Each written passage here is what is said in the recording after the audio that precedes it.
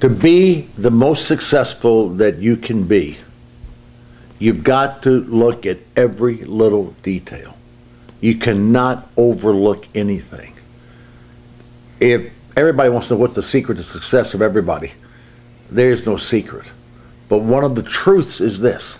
The people that I've known that have been successful, they've got their hands on everything. They do not overlook anything.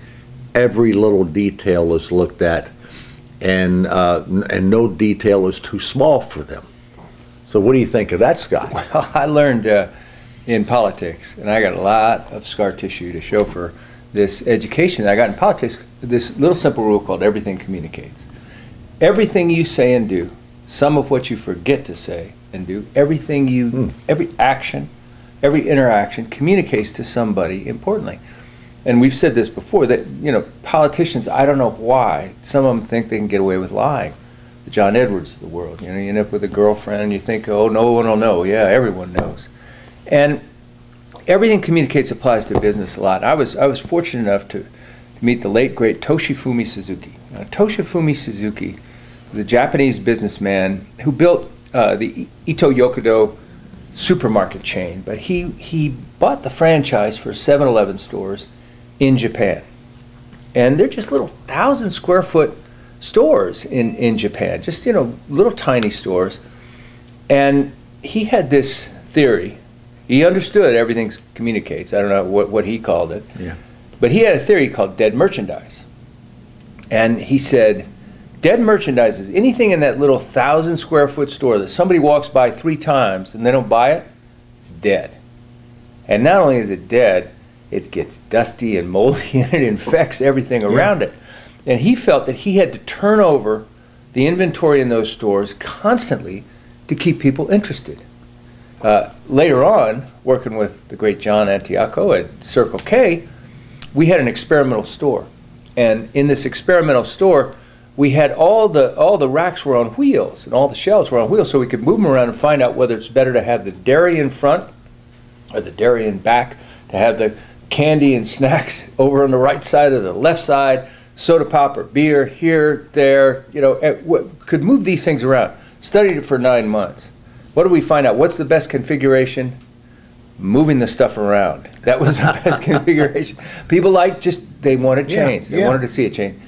Details communicate to everybody. If you think there's a detail that the car you drive, how you look, how you present yourself in a meeting, how those slides look on the PowerPoint deck you do, you know, what you say in an email. A lot of people just, you know, now everybody's into texting and everybody's into emailing off their BlackBerry or their iPhone instantly, and they don't even count to 10 before they write something.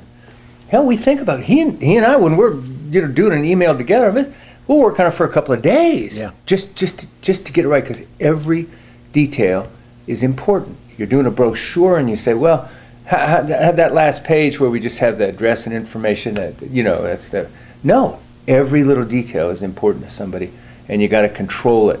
Every detail of your website, every detail of your brochures, your sales presentations, every detail of every phone conversation. You plan them, you think them through, you play through what it's going to be like. It was like the details of a game plan when you were playing football. You know, I like the notion everything communicates, because we see in public life every day where someone stretched the truth and maybe I can get away with it this time, and you can't. And especially in the era we live in today, you've got to do things that are right. You've got to speak the truth, because all that does is communicate who you are. You and I and our potential customers don't want to be tricked. We don't want to be lied to. We want to deal with people that we can depend on, that we can trust. Isn't that what you want to deal with? Sure it is. Remember, everything you do communicates. And what you say, what you text, what you email, what you're messaging, how you dress, how do you live, it all communicates. You know, my old John Larkin, I think he had a television production company, and he had T-shirts made, and it said Larkin Productions when okay is good enough. You know, and I love that because it was so dead honest. You know, But I had a friend who said, why is it that small businesses always name themselves what they aren't?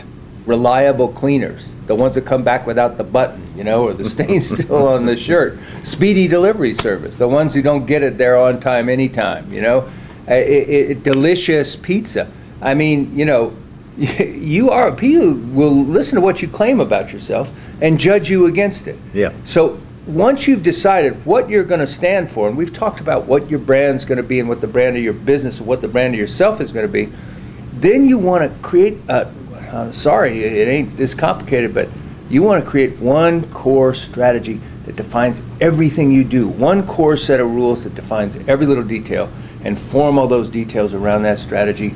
And then people will know who you are. You'll always be that same thing. You'll deliver. You'll win. We're here to make you smarter. Hope we have.